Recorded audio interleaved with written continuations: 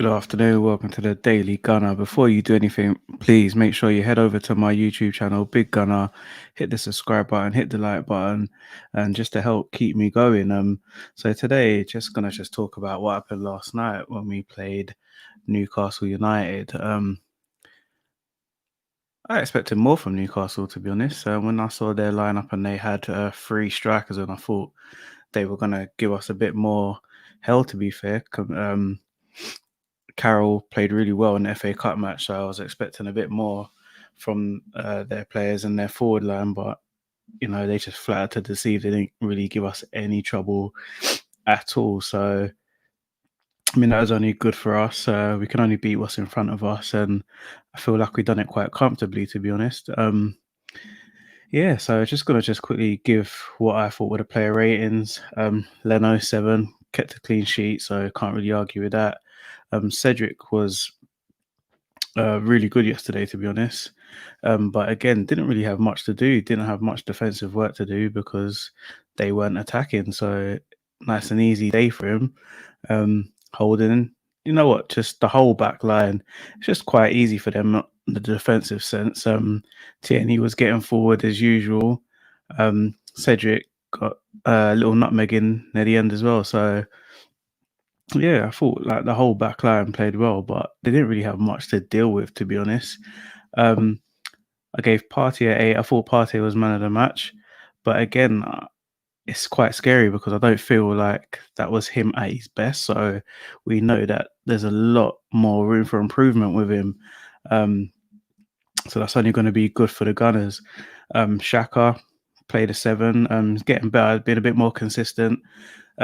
Still parts of his game that I would like to tweak, but seems like Arteta seems to be getting the best out of him, which again is really playing into our hands at the moment until we could get to summer, and I think we can replace him.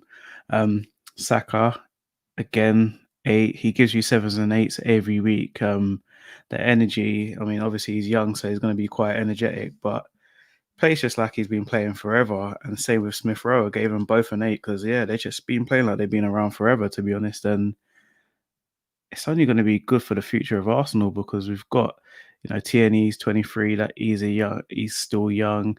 Saka, Smith Rowe, they're young. Martinelli's young. So we've got quite a basis of a young team there, which if we can add to and get them more experience, then I feel like they're going to be a dangerous team in the future. Aubameyang was obviously it's just a game of two halves, to be honest. First half just looked like the Aubameyang from the whole season, to be fair. But then the second half looked like the Aubameyang from last year. So, yeah, I just really, really enjoyed his performance. Second half performance. I enjoyed his first goal. So hopefully he can kick-start. Lacazette was just Lacazette, same as always, linking the play. I think he's a better footballer than Aubameyang. Not a better striker, not a better finisher, but a better footballer. So I can see why he's in the team, still linking the play. So yeah, I gave him a 6. It was just a tidy performance, to be honest. So we didn't really come out of third gear, which I thought was a good thing because I think we could get better. But then I was speaking to Kesh last night, and he was saying that he thought it was a bad thing. He thinks that we should have just gone out and just smashed teams. And I think it's just the way Arsenal been playing this season. Against the lesser teams, it's just a slow start every time, and I'm not quite sure what that slow start's about. But when we play in the better teams, we get a better start. We just tend to play better. So I don't know if it's a bit of arrogance thinking that we're above some of these teams. So we're playing like that, but hopefully we can iron it out and just start games fast and just blitz teams and then chill out in the second half. But it would seem to be doing it the other way at the moment. Yeah, so we're going to just quickly go to Kieran. Would you take Buendia for 40 million or save it and make a run at Madison or Grealish in summer? Honestly, I don't see the point in signing him now. I don't know if Norwich would actually sell him now because they're top of the league. So if they do sell him, they're only going to want something stupid for him. £50 million for him. I don't think I've seen enough, or 40 million. I don't think I've seen enough to suggest that it warrants paying that sort of money. We're halfway through the season now, so we can just keep slowly improving with what we've got. Um, I'm happy just to get rid of the dead wood. I think that's more important, getting rid of the dead wood. So when we do get to the summer, we have a bit of change in the pocket, and we don't have players that are not going to play because, in the cup matches and stuff, players that are not going to be playing for us next season are getting game time over the players that should be there next season. So hopefully we can get rid of the dead wood. It will free up some space for actual genuine players that we actually really need and really want. Kieran again says he don't mind the slow start if we finish well and get the win. Yeah, I mean, I agree and disagree. I feel like we should start faster. But yeah, if you got a strong finish, then why not use it? We should be fitter than a lot of these teams. So that probably comes into it in the second half, or just the fact that Arteta gets them in at halftime and starts giving them a rollicking. I'm not quite sure what it is, but for the next few matches, I would like to see us start fast. And I think we've actually got the players to start doing it now. And again, Kieran just says he agrees and stick with the Halen boys. Yeah, they're doing the business for us at the moment, so why not stick with them? So yeah, I had a few questions from Twitter earlier. Again, Kieran, thanks for the support today, mate. Who deserves the number 10 shirt? I don't think anybody deserves it. I wouldn't give it to anyone part of the current squad. I would wait, because I think just having that number 10 shirt is quite interesting. I think players will sign thinking that they can get that shirt. So I would keep it free, and hopefully we can do some business in the summer and give it to someone that really, really, really wants it, and someone that deserves it, to be honest. Next question from Fan Feud. What is a realistic position for Arsenal to now finish? I said it from the start. I thought we was going to finish 7th, so I still stick by that. I think that is a realistic what we should be aiming for, to be honest, because I don't think we would get any higher. It's going to take a real bad run of form by everybody above us to finish any higher than that. So I think 7th, and I think that's where we will finish, and I think that's what we should be aiming for at the moment. Do Arsenal need a creative midfielder despite Smith Rowe's progression? It's a tough one. We all want to see him play. We all want to see him get better. But right now, should we be using him that much? I'm not sure. I always say if they're good enough, they're old enough. But at the same time, he is quite young, so there is going to be a bit of inconsistencies there. So maybe getting somebody else in that's proven can help him actually get better. And there's no reason why 2 of them cannot be playing. So yeah, I still think we need a creative midfielder, to be honest. From Indiana, our Arsenal back. Were we ever gone? I don't know. It's a hard one. Five wins on the bounce, 5 clean sheets on the bounce. We haven't done that since, I think, 2009. So that's surely some sort of signs that there's an improvement there from this current squad. Whether it means we have turned a corner, I don't know. The next 4 or 5 matches are actually going to show us how far we've come along. For the next 5 matches, I've said that Arsenal are going to get 12 points. So let's see how right I will be. So yeah, Kieran, again, get Grealish in the summer. Yeah, I think. Will he come to us? I don't know. It just really depends on where we finish in the season. If we have a strong finish and we are close to top 4, then I could see it happening, and I could see him maybe wanting to come to us. But if it carries on and we're sort of around 10th and stuff like that, I don't see it happening, to be honest. Thank you, Albert. Please smash the like button. Yes, I really appreciate if everyone did smash the like button and smash the subscribe button. Help me get to 100 subscribers. We have to be back 2 points behind title challenges Chelsea. Yeah, I mean, everybody had Chelsea as title challenges, and right now we sit 2 points behind them. Granted, they have a game in hand, but that game in hand is tonight. So we'll see what happens. It'll be quite embarrassing for them if we got close to them, because obviously, like been saying, they spent 200 million on players. So if we do finish close to them, I think they will be quite embarrassed. And I mean, we would have to start giving Arteta some sort of props. At the moment, we can't give any props because we haven't done better than what we done last season. An FA Cup, yeah, we all love winning trophies, but again, we need to be getting in the top 4. We need to be challenging for the title. That's Arsenal Football Club. We've had enough of, just being around the top 4 and out of the top 4. We want to actually get back to challenging for trophies again. So hopefully, yeah, he can get us back there. So yeah, I just wanted to just dissect yesterday a bit more. And it was more.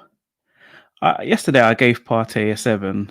Then watched the game back again last night, and I've increased his score based on a couple of things that he did last night. And just got to just give you a couple of pointers here. I mean, from the first picture here, is Partey picking up the ball, and he sees Emil Smith-Rowe, and he plays the ball out to him. Now, if that's El Neni, if that's Xhaka, the ball goes left. He was just constantly driving forward, and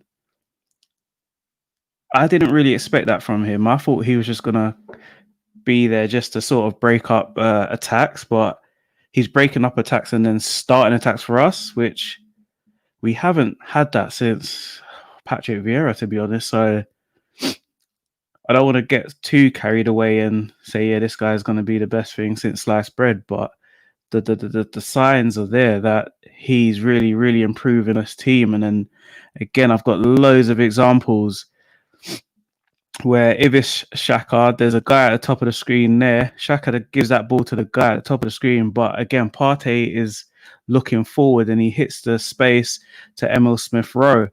And it's just like I've just got so many of these like little clips that we weren't doing that. We haven't been doing that since obviously he hasn't been playing, but the rest of the players haven't been good enough. I would like to see Ceballos and Partey in the middle. I don't know if it's going to happen, but that will be the partnership I want to see because they both like to drive forward.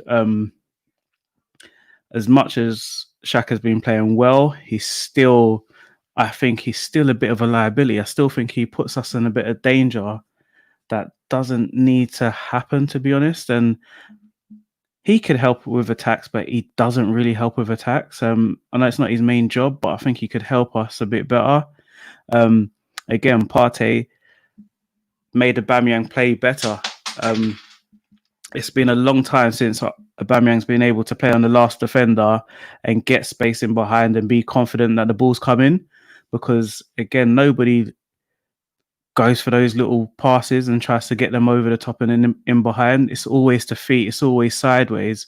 Now we've got Emil Smith-Rowe in the team. Now we've got Partey in the team. There's no reason why we can't start playing those balls again, getting those balls through, balls over the top, finding Aubameyang and letting him do what he does best, and that's hang on the last defender.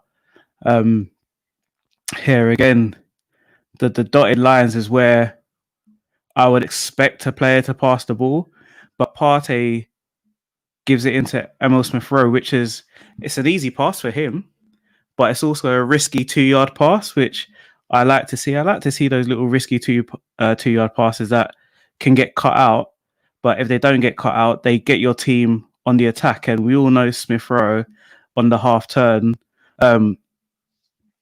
is amazing. So he just needs to just keep doing that. We need to just keep those little connections going, getting those through balls going, keep getting Partey on the ball because he's looking like he's doing really well in linking the attack and defense. Again, on here, we don't have anybody else that can break a press. He was pressed here and then he turned out of it and then again started another attack. I don't think we've got anybody else in the team that can do it. There's not many players in the Premiership alone that can do it. I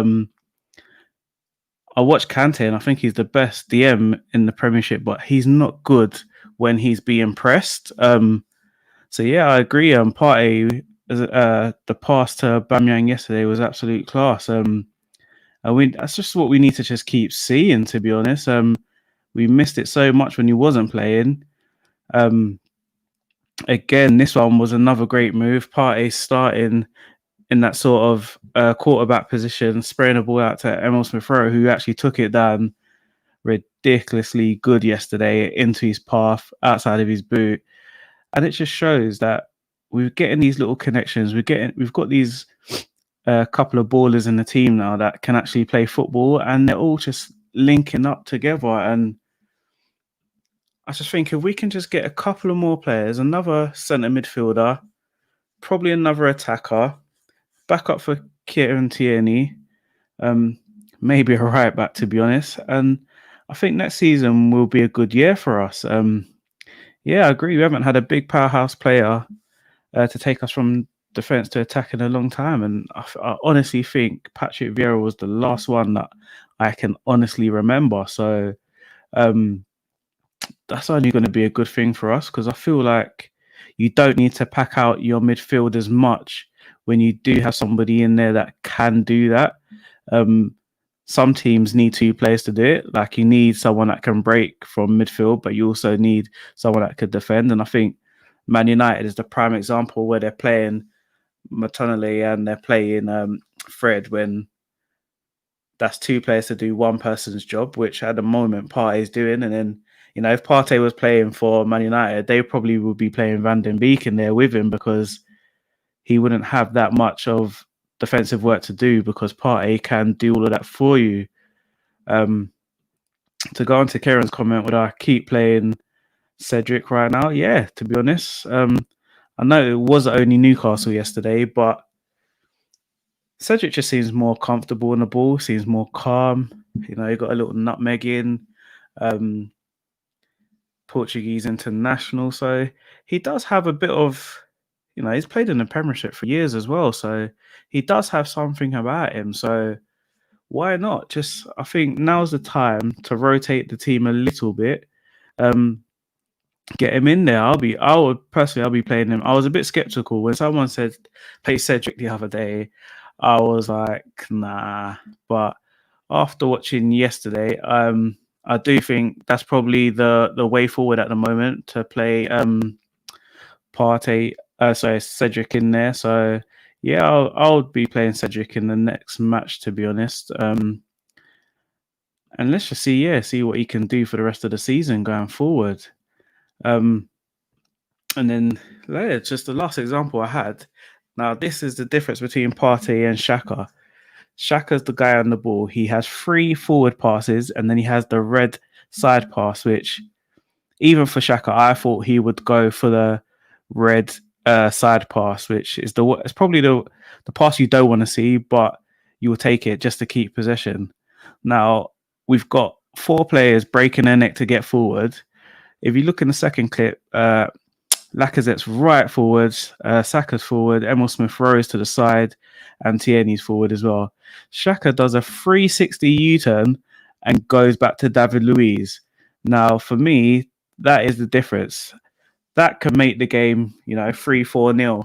But he turns back and keeps the ball, which I don't know. I was just flabbergasted.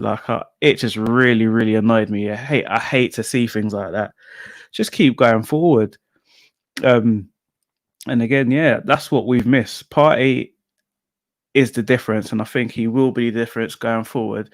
But we just need to get somebody better in midfield with him to get that partnership. And once we get that real partnership in centre midfield, then that's the basis of really, really pushing forward. Thank you, John.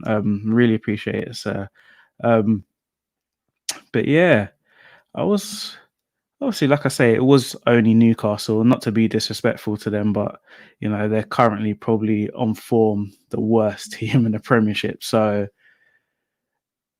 but you can only beat what's in front of you, and we've won the last 4 Premiership matches on the bounce, and obviously the one in the FA Cup. So the signs are there that things are improving. We don't want to get too carried away, but there is a obvious improvement there. And if we can get a couple of signings in, then listen, we can start pushing again for a top four.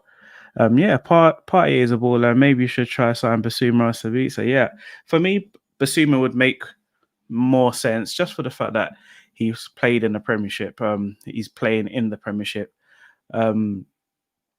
So I would personally go for Basuma, but obviously, like Savica has got that Champions League experience, so maybe he would be a very good option as well, just for that. So I don't know. It's a good toss up between those two, but I would be more likely to go for Basuma just because I've seen him play. Um, Arsenal chance. Thoughts on the upcoming Southampton game?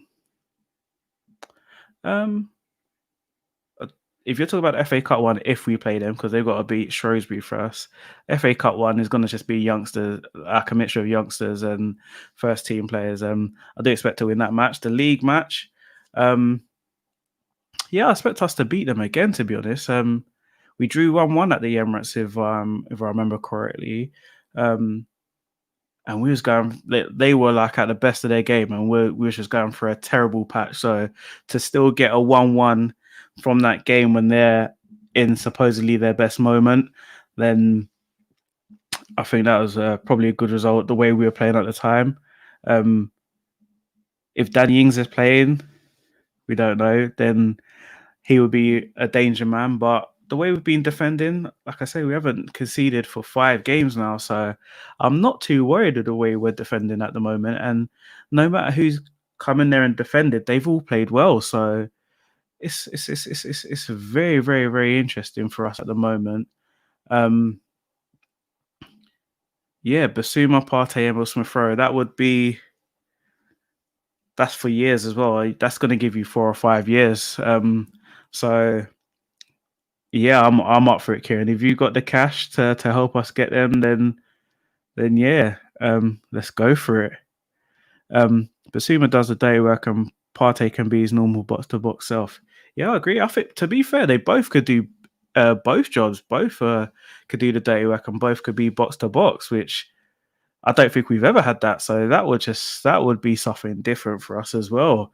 And I keep alluding to the fact that having players that can get through the press, that is essential because not a lot of defensive players can get through the press. So if we can get through it, having 2 players that can break it, that can only be good for us, and that will hopefully get us attacking a lot quicker. Last league match might be the best time to play them. Ings might still be out with COVID, and Adams hasn't scored in like 10 games. They're in a bad place right now. Best centre back injured too. Yeah, so I'm up for it. Let's go down there. Let's play them as quickly as possible. Let's start the game quick, put them under pressure, and then just come away with a victory. Basumi, Partey, Cisco, Buendia, and Will Smith Rowe. I'm not a fan. Isco, sorry. It's like a Ceballos for me. Like I wouldn't risk it personally because Ceballos has been good, but I don't feel like he's properly worked out. So I personally wouldn't. That wouldn't be the signing that I would go for. Keep Isco away from my club at all costs. Yeah, keep him away. What was the other one from PSG that they were talking about? Draxler. Yeah, keep them all away from my club because if they're not good enough for the clubs that they're playing for, especially Real Madrid and PSG, then realistically, where we want to be, they shouldn't be coming to Arsenal. So yeah, keep all of those players away from my club. I agree. Yeah, we could start a GoFundMe for Basuma. I might have to do that as soon as I jump off here, to be honest. Do you think Mikel Arteta is the player or manager now to take you guys forward?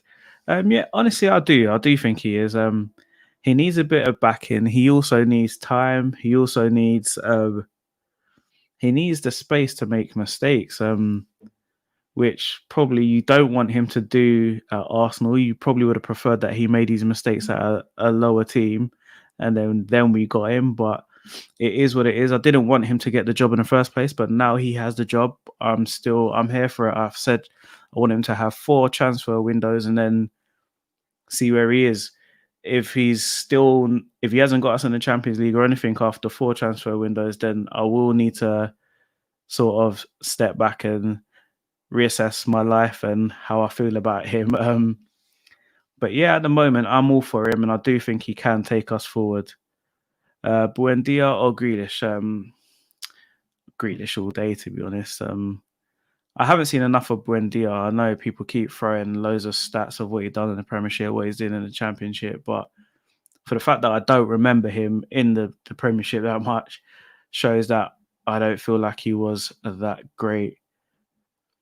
Yeah, I agree. Fans need to be patient, and yes, it is a process. But you know, we've won the league 3 times in the Premiership era. So we want the league, and I think I'm coming to the sort of mindset now that we need to be challenging. We can't just be accepting challenging for top 4 or trying to get into Europa League. We have to now have to start challenging for the league title.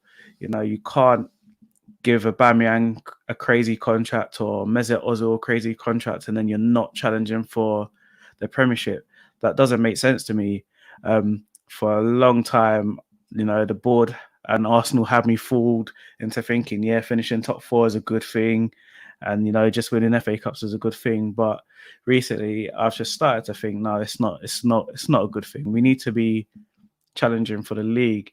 We've got Leicester, Man United, Everton, Chelsea, Liverpool, all these teams, even bloody Spuds at White Hart Lane above us at the moment, and they're all challenging for the league. So if they can do it, some of them on a smaller budget than us, some of them have no history, but they're still up there at the moment. So in my opinion, we need to stop. We need to get out of that mindset that finishing in the top 4 is a good thing.